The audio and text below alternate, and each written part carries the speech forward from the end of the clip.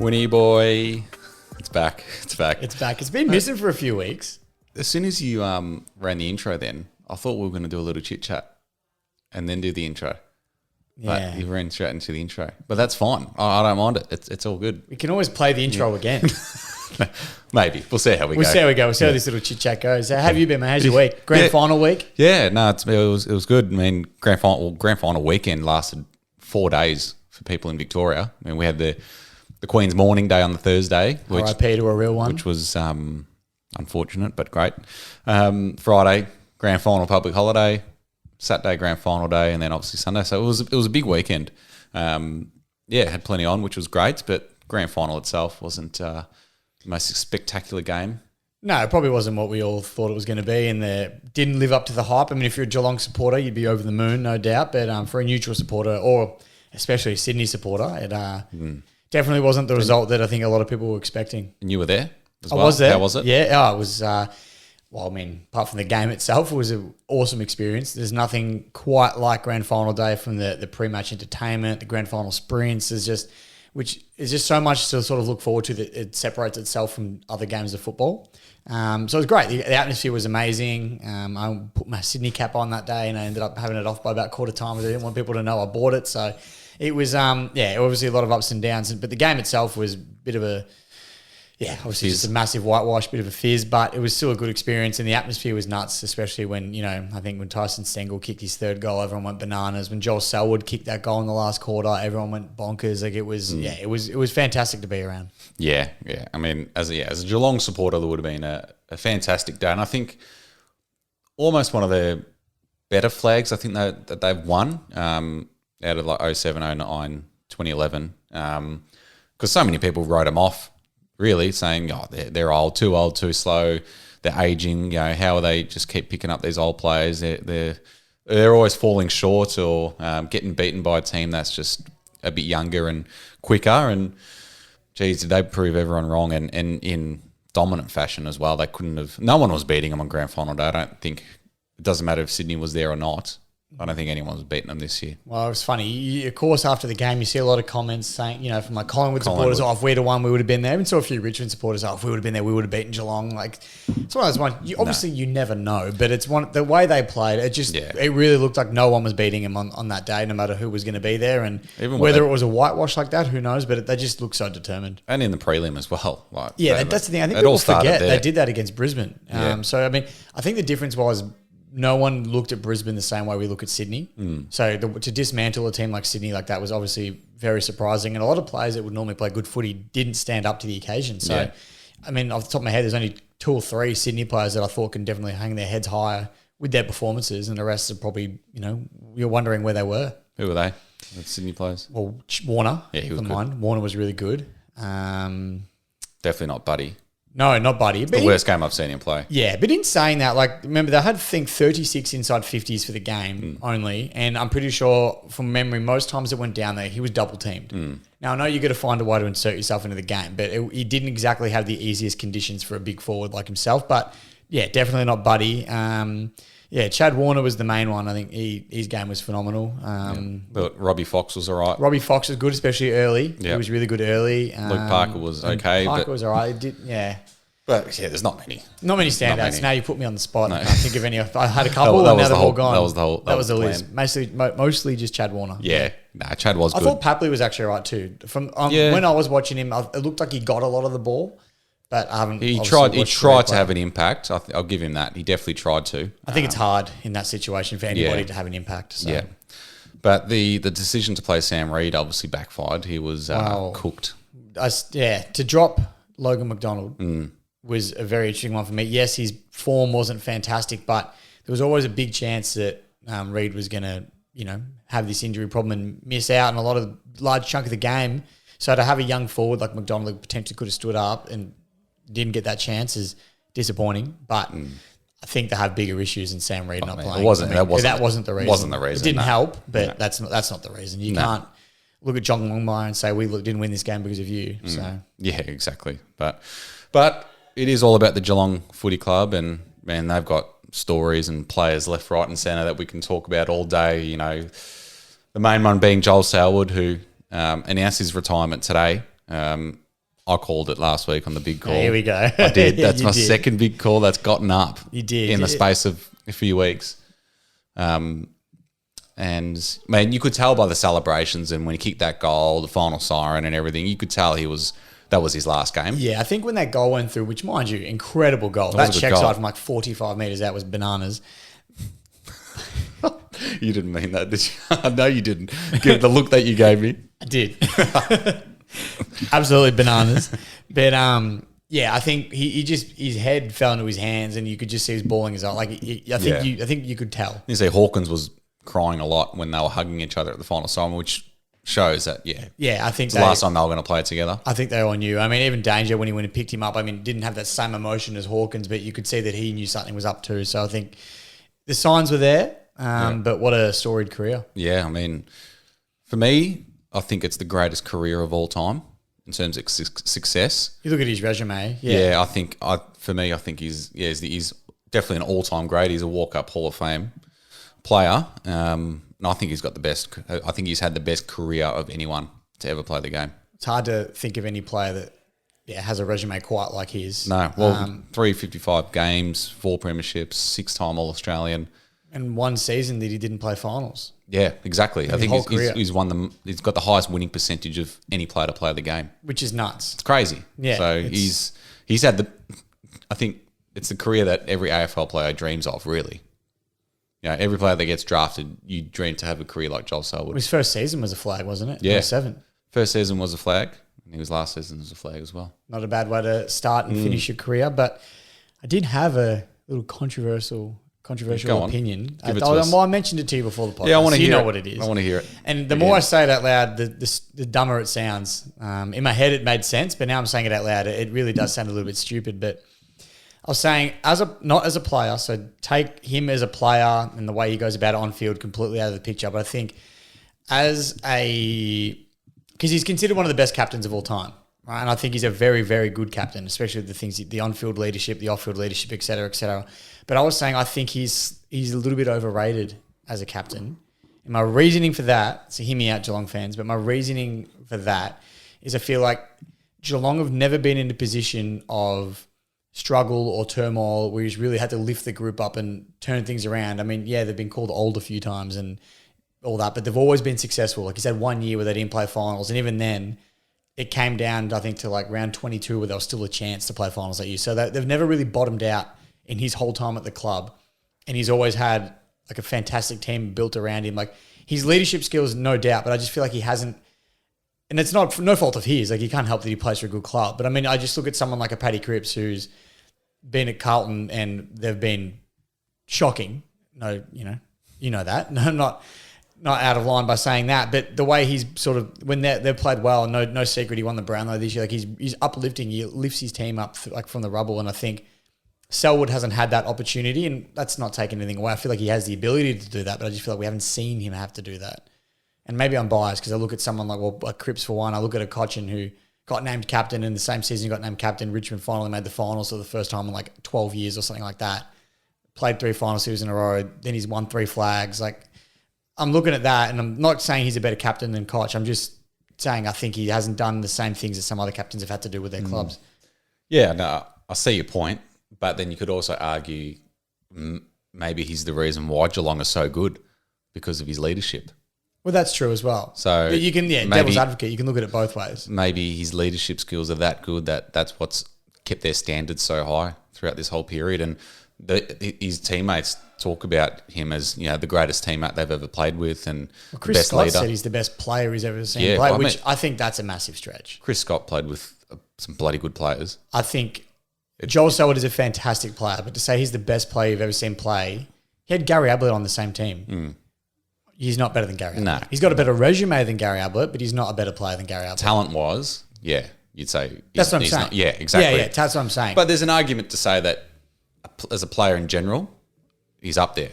100%. No, that's the thing, and I don't want that to set what I was saying then to come off like I was dissing. There's a couple of loud motorbikes flying past. I don't know if you can hear that in the audio. That must be loud for us to hear that. That's nuts. But maybe we need those sound things. Maybe we should get them back. Get the audio panels back. But yeah, that wasn't me trying to take anything away from Joel. So I still think he's an absolute superstar and legend of the game. Like I'm not taking that away. I was just saying he hasn't quite been through that diversity that a lot of other clubs and captains have had to been through. But once again, no fault of his own. You can't help that his team's always had a good list and managed, like list management, stuff like that. That's not his fault. Yeah. So, yeah. Like I said, the more I say it out loud, the dumber it sounds. But I think it's even the stuff that he does off the field. Yeah, and that makes him such a great leader. That's definitely. So I think right that's what helps his legacy as well. So, but he'll be sorely missed, and it was pretty emotional. Like I think a lot of people's opinion of Joel Selwood has changed over the last few days since the grand final. You asked me 3 weeks ago. I said I just call him a ducker, and he's got to stop ducking. And you probably wouldn't be like a bit emotional about him retiring, would you? I think it's one of those ones where he's a player that, like, because he's not on your team, you love to hate him because he's so good. And now he's retiring. You can kind of more sit back and appreciate what he was doing. You think, oh wow, okay, yeah, like I probably was a little bit of a nuffy calling him all these things. Like he's actually an absolute star, which it was never a secret, but I think you just didn't appreciate it as much as an opposition fan until now. But you touched on the off-field things, and I wanted to share a quick story I heard today, and it's one of those stories where someone that knows Joel, or that knows his wife, that knows Joel, except like something like that. But the story I heard was that Gary Ablett had his son. I think his son's name is Levi. Yep. Had Levi go out into the ground with Joel, carried him through the banner, start of the game. Beautiful thing, like absolutely beautiful gesture by Geelong, Joel Selwood, all the rest of it. Apparently, originally, the rumours say Gary Ablett declined, and he didn't want to have the whole thing. And Joel Selwood, of course, then all of a sudden reached out to someone that knew Gaz, said, well, what's the go? Why doesn't Gaz want to do this? Like, for what reason could you think not to? Apparently, Geelong's original intention was to give Gary Ablett, like, tickets to the game, obviously, parking, et cetera, but the parking was at the tennis grounds there on Olympic Boulevard or whatever it's called. And Gary was going to have to walk from there through the crowd into the G. And I think with his son and the things that he's going through, and obviously the personality that Gaz is, he's going to get stopped by 1,000 people. Grand final day, you're not getting into the G without getting harassed, stopped.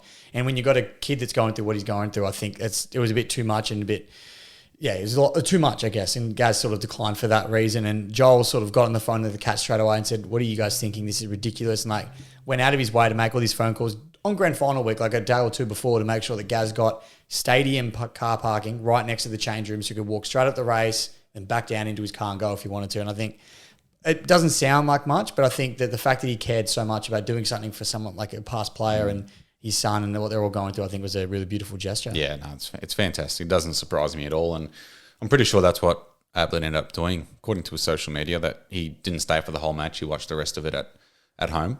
Yeah. So obviously, his son's probably wasn't the best environment for him, but yeah, for them to have that moment was super, and yeah, it speaks volumes to Selwood. It was great.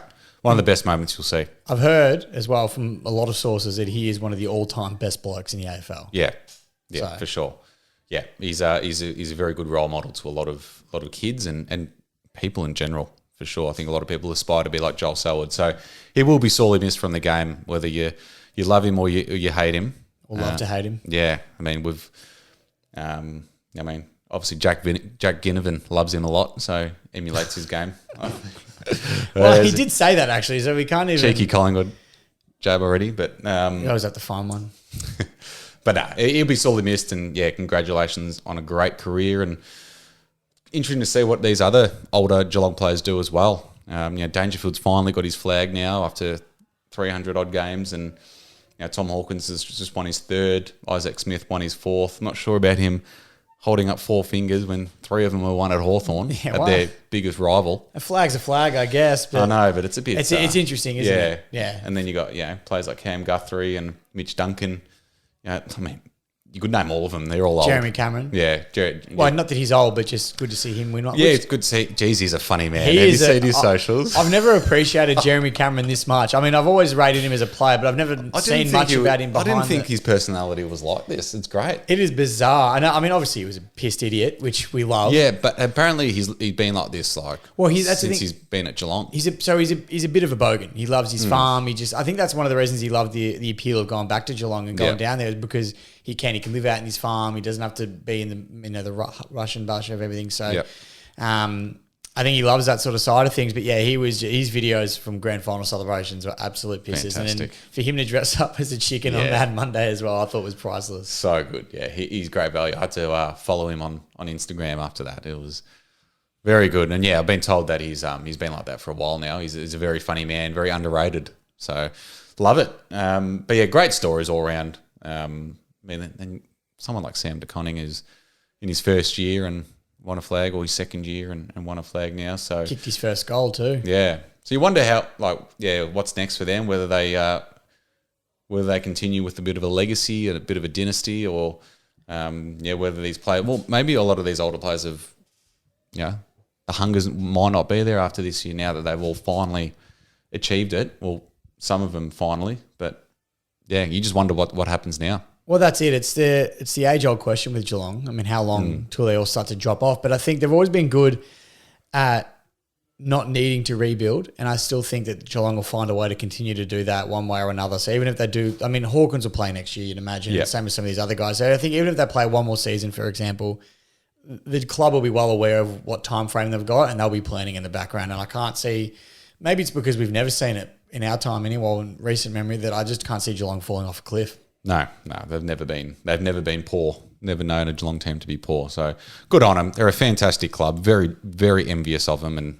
very jealous. So yeah, good luck to them. And well done on a sensational year, to say the least. Absolutely. Do we want to get stuck into some trade talk, some early trade talk? There's already been some players that have requested moves away. We'll talk about it for sure. And I don't know about you, but I'm an absolute nuffy, and I don't understand the trades in that much in terms of the picks that each club has and this and that. But I love listening to it, and I love hearing all the rumours and the goss. And I've been on trade radio all week already. It's Wednesday, and haven't missed a second of trade radio. I love it. I absolutely love it. So many fake trades and it's nuts. The one thing that bothers me with trade period, and it hasn't started yet, but we're not far off. But the one thing that bothers me the most is that it goes to nearly 2 weeks now. Yeah. And most deals don't get done to the last day. I mean, how many years in a row now have we seen deals get done with 30 seconds to go? I know. And the deal's been done. So, I mean, I'm really not a fan of how long it is. It doesn't need to be that long. Clubs already know who they're interested in. Players know who they're interested in. It's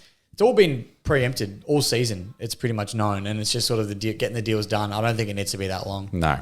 Just the nuffies that call up. And, I mean, like, the people that they have on there, like, Matt Rendell, come on, mate. Who are you?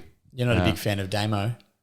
No, like I don't mind Damo, but it's just like they just get these guys on for once a year and just talk absolute rubbish. I know. Like how Steve Silvani gets a gig. I love Sauce. I I do, but like, mate, I hear him speak on them. It's like they're just trying to fill space. That's what they're doing. But I did say the Sauce thing to bait you then, but I actually think Sauce has a lot of credibility because he's been a list manager before. Matt Rendell has as well. Yeah, I know Matt Rendell has, but I feel like Sauce is probably a bit more respected too. No, yeah, absolutely. Oh, no, don't deny that. But just like they're on there right now. Absolutely, they're on there just filling space and coming up with these absolutely outrageous like rumors and potential trades that are never going to happen. And they're fueling the nuffies, and that's where their traction comes from. That's why I can't tune into it this early anyway. I'll wait until it properly opens. Once it starts, it's a lot more exciting. Yeah. It's hard now. Like, I mean, you listen now and you think it's just all talk. It's all talk. It's all, what do you believe? Yeah, well, you can't. You believe everything with a grain of salt, really. Unless you only believe the ones where they've requested trades, and players like Jack Gunston wants to go to Brisbane. See, those ones I like, because those ones there, even now when we're talking about it on trade radio and stuff, they give you versions of how that trade can get done. So it's like these two players, or this player's wants to go to this club, he's requested a trade there. How are those two clubs going to get the deal done? And that's what I don't mind listening to. Yeah. When it's talks about, Buddy Franklin's going to go to, West Coast next year. And it's like, well, what substance is there behind that? Not that that's a rumour. I was going to say, so the way Jack Gunston gets to Brisbane is, they could chuck in Joe Danaher and then package it up with Charlie Cameron.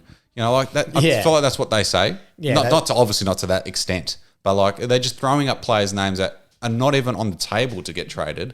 Like it's just you are fueling the nuffies out there, but that's where your traction comes from, I guess. And you got to pick and choose your audience, and everything's bloody sponsored on that show as well. Every segment's got a sponsor. There's a lot of talk about how much advertisement there is on there. Ridiculous. But Anyway, but so Jack Gunston is one of them. He wants to go to Brisbane, and then you got your boy Jack Graham wants to go to Carlton. And then you Yeah. almost got you there. So I find that interesting. I saw a tweet about the Jack Graham one, and I don't know how true it is or whatnot, but so apparently he told everybody, I don't know if whenever you say everybody, if it was the club or not, but he told them that he was just going to visit family and had no intent on visiting clubs. And then today there's footage and photos released of him with Ken Hinkley at Port Adelaide's HQ. So wasn't he at your B&F last night? And then today he was...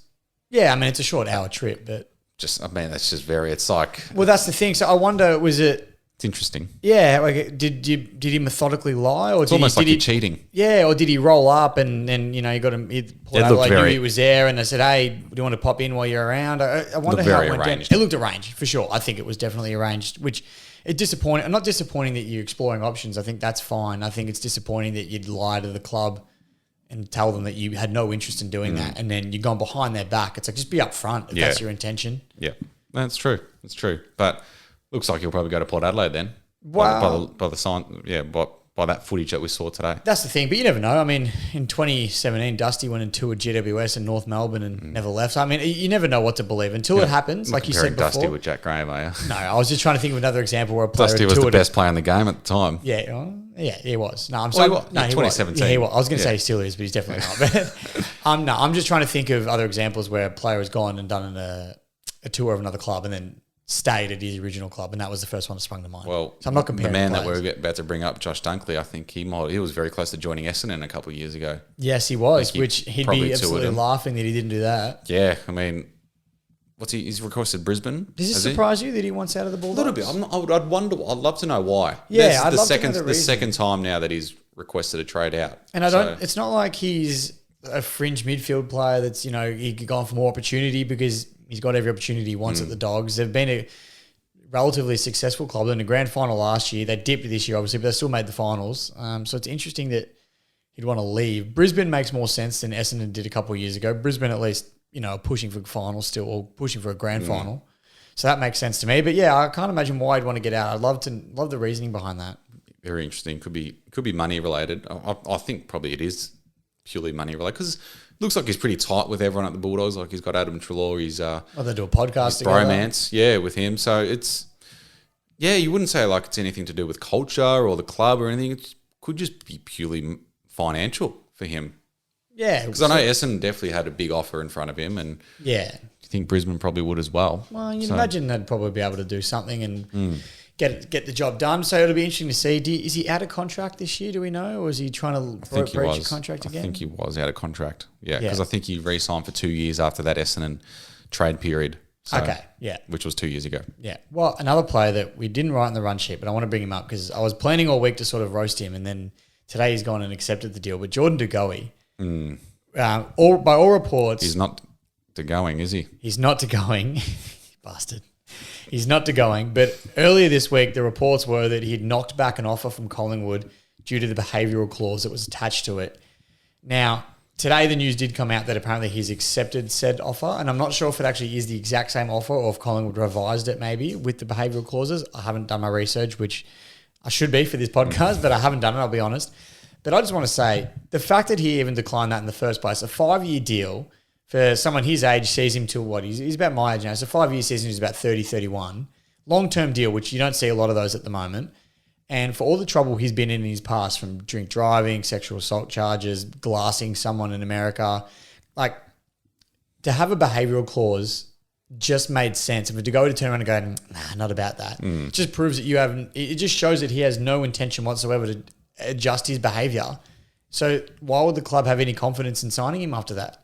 If I was a club, I don't know if you heard Mark Robinson say it on 360. It's one of the only things I've ever agreed with. But if I was Collingwood and he turned around and said, I don't like your behavioural clause, I would have said, that's fine, we'll put all the money into Brodie Grundy and keep him at the club. And that's what I would have done. Yeah, but it looks like he's now turned around and accepted the offer, which, is a positive for Collingwood fans and De Goey as well, because it's such a great deal. Yeah, for sure. If it is the same one. I wonder what was in those behavioural clauses for him to reject it, because given his history, you'd think, oh yeah, whatever, I'll accept it. He doesn't really have much choice, does he? You don't have any chances left, really. No. So he's lucky to still be playing. Yeah. A lot of other clubs would have gotten rid of him. yeah, so he's on absolute thin ice with anything behavioural.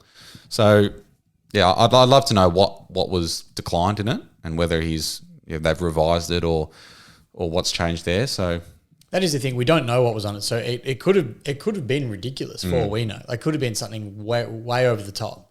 And he's gone, that's come on, guys. I know what I've done, but this is a bit much. So we don't know. But on face value, you'd say he's an absolute idiot for turning that down because he doesn't really, like you said, he doesn't really have any chances left. yeah, exactly right. All right, mate. Did you have any Crimea Rivers big calls that you want to do, or should we save them for our next episode? Yeah, I reckon we'll save trade time. Yeah, big calls are good for trade time. They will be good for trade time, and we'll fire that back up. And there's no Crimea River. I mean, the only Crimea River would be that the grand final was a little bit lackluster with the result, but not gonna dive too much into that. What about people complaining about? I think I know where this is going. But continue. Ratings. Yeah. So yeah, that okay. I could use that as a bit of a Crimea River because that I was a little bit disappointed. You know, I'm going to play the sting. Play the sting. Yeah, let's do it.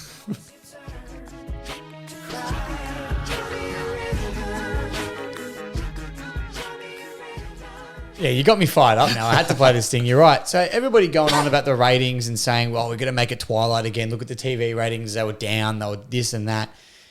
Numerous arguments that just flatten that argument straight away. And the first one being that we actually were allowed out of the house this time around. So not everyone was just sitting at home. Another one, I don't know if this actually comes into play or not, but in my head it did. People were doing grand final parties again where you'd have 20 people watching one TV instead of those 20 people all being at the individual houses with 20 TVs going. So I feel like that would reduce the TV ratings. Then you got 100,000 people at the G that aren't at home watching because they're all there. Yep. Not only that, the game was done at a quarter time. All the pubs as well. All the pubs that were back open. Yeah, game was done at quarter time. Yeah, How many people would have just switched your TV off and gone, maybe next year? Exactly. If you're a neutral, you're not watching that. Like you said before, that you would just sort of stop focusing on the game, playing drinking games, and more worrying about the social events you're at than the actual game. And I'm sure a lot of places would have just flipped the tally off. Imagine people that don't like footy, half as much as we do. I would have flicked it off. Exactly. Like I barely watched it. Imagine the people that like just watching it. They might have a small interest in it. Yeah, a lot of people watch the grand final because it's such a big spectacle, big event in Australia and Victoria, especially. So you just watch it for the sake of watching it. It's like I'm not a big NFL fan, but I watch a Super Bowl every year. Yeah, just exactly. because I want to know what everyone's going on about. Exactly. Same as the Oz Open. I don't watch tennis all year, but I watch the Oz Open final every. Like it's one of those sorts of things. So it's like you can't miss it sort of thing. Exactly. But if you're a neutral fan or one of those sorts of fans that doesn't really care, but you'll watch it because it's on, you're not watching after half time. Let's be honest. So there's a reason why the TV ratings were down, and I think it's just the daytime grand final, and from being there in person again and witnessing it and sitting in the sun, it was great. It was perfect. Great to see it back. Perfect. Excuse the pun. Perfect. Perfect. Exactly. Excuse the pun. This also wouldn't surprise me though if next year it is a night grand or a twilight grand final. It would really disappoint me. It would obviously disappoint a lot of people. But yeah, it would really upset me if they did that because I just think that the day grand final works so well. You go for breakfast or lunch before the game. Like Swan Street was pumping. I didn't see after I bailed straight away, but before the game, Swan Street was pumping. It was vibrant. There were people everywhere. During the day, it's perfect. And then you can go out afterwards and enjoy the rest of your evening because the game finishes like late afternoon. You're not sitting there all night and your night's gone. So, I found this year that with the day grand final being back, it came so quick. Like all of a sudden, oh shit, Robbie Williams is on. Like it's all happening where it sneaks up on you. Yeah, because like the last 2 years have been, it's just dragged on the whole day. But this year was like, well, shit, like it's about to start. Yeah, I much prefer it. Yeah, which is good. So you have your barbie around midday, 1 o'clock, and then straight into the game. It's good. And absolutely. Everyone's absolutely had a few by the end of it. And I'm also a traditionalist, and the day grand final it's always what it's been. And I think we've got to keep it that way. Now we just need a good game on the day because the day ones over the last few years have not been great. Well, the last two at the MCG have been, for neutral fans, have been absolute stinkers. Probably the two worst you'll ever see as a neutral. As a neutral. Yeah. And then It's funny you say that. Geelong have delivered some of the worst grand finals either. 2007 Yeah, that was pretty bad. I was at that one as well. Jeez. And I left by half time because it was just garbage. So you've been to 3 of the worst grand finals ever. Yeah, genuinely have. I've been to 3 of the worst grand finals in AFL history. I was there. One of them was very, very enjoyable. Yeah. But from it, like, quality-wise, it was... Not many people will be watching the Richmond GWS grand final apart from Richmond supporters ever again. No, exactly right. I mean, we got a Richmond supporter in the other room over here, and I remember a couple of weeks ago I chucked it on the tally. He goes, "Oh, come on, mate." Oh, really? Yeah, I'm like, I'm a nuffy. Like, I'll watch it over and over again because, you know, it's fun watching your team pile goals on, but even another Richmond supporter was like, "Yeah, but come on." I don't know. If that was Carlton, I would never get sick of it. I know. Like I said, he's not as much of a nuffy as I am. But just for an example, a lot of people don't like whitewashers. Yeah, which is fair enough. That's fair. All right. Well, great way to end. I like that we got at least one of them in. That was good. I really fired you up there, and you did at the end. I forgot all about it, but you made me. No, it was good. Well, short and sharp. Yeah, great grand final week, the longest grand final weekend we've had, which was fantastic. And mate, it's almost end of season 3 for us, and it's absolutely flying by. So we've probably only got a handful of episodes left for the year. We'll do a big season review, trade talk / trade wrap, probably over the next few weeks, and then we might do some November episodes again coming up. So really enjoyed those last year. Yeah, so it'll be good. So we'll probably wrap up around November again, I'd say, and then have a nice off season. So this isn't the last episode of the year. We'll still have a few more to go, and and then launch into season 4 next year, which is crazy. Can't wait. It's I can't believe it's been that long too. Huge. What a year this has been though. Like, I know we're not wrapping up for this season, but just thinking, big thing back, and a lot of the biggest news stories of the years have come towards the end of the season too. I mean, you look at the Clarko and Fagan allegations that are happening at the moment. Like, that's massive. You've got obviously a lot of the trade rumors and stuff like that, retirements that are happening with Selwood and things like that. Like, it's a lot happening. A lot happening. It's probably been the best footy season in recent memory. I can remember. One of the more enjoyable seasons. I think just from the evenness of the comp too. Yeah, it's been great. And having my own team finally look a lot more Play some very good football this year. Yes. It makes it a lot easier to watch. It does, yeah. So, but yes, we will wrap up there, and we'll chat next week. And we're certainly not done. So we'll do a big review next week and chat to you then.